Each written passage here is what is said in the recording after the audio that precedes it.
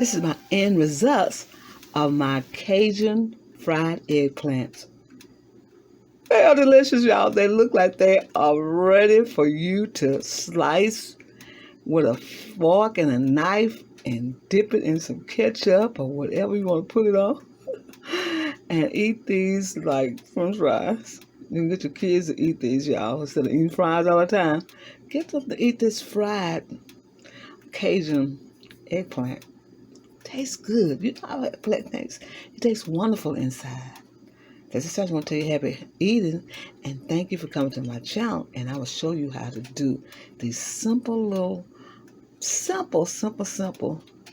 Cajun fried eggplant.